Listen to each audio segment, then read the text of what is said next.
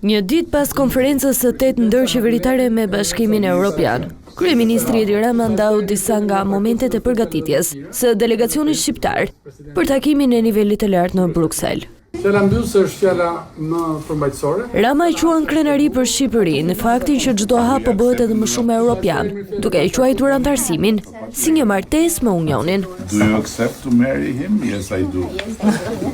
Mbrëmjen e së martës u konfirmua plotësimi i piketave të ndërmjetme në grup kapitullin themeloret për Shqipërinë, teksa komisionerja për zgjerimin e EBE-s Marta Kos u shpreh se Shqipëria po hyn në një proces që kërkon arritje dhe reforma të konsoliduara.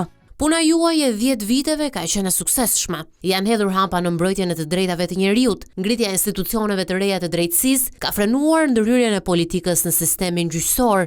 SPAK ka vërtetuar se mund të jap rezultate dhe të bëhet institucioni më i besuar në Shqipëri. Kremtoni arritjen dhe le t'i kthehemi menjëherë punës. Prej jush sa më shumë kapituj të mbyllen në rrugtimin e antarësimit të Shqipërisë, aq më i suksesshëm do të jetë edhe bashkëpunimi me Bashkimin Evropian. Synimi i vendit tonë për mbylljen e negociatave brenda vitit 2027 për Marta Kos mbetet i arritshëm, madje bëri dhe një premtim. Kur flasim për datën, ju thash që mbështesim vizionin e Shqipërisë për mbylljen e negociatave deri në vitin 2027 dhe pastaj do i ngjitem korabit bashkë me kryeministrin. Kjo është e vetmja piket mbyllëse që kam pasur sot, por mund t'i ngjitemi edhe kullës e Eiffel.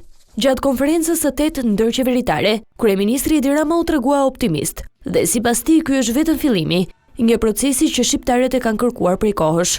Kemi thyer një tjetër rekord. Ne i çelëm të gjithë kapitujt brenda 11 muajve dhe ishte shumë shpejt. Ne kaluam nga kjo tek faza e nisjes së mbylljes së kapitujve me këtë konferencë të sotme, e cila bëhet sërish brenda një afati shumë të shkurtër. Ndihemi krenar, por kemi edhe shumë përgjegjësi sepse nuk është fundi, por është veç fillimi i fundit. Tashmë Shqipëria duhet të punojë për mbylljen e grup kapitujve, që sipas zyrtarëve të lartë të Unionit, do të jetë testi më i madh për vendin tonë.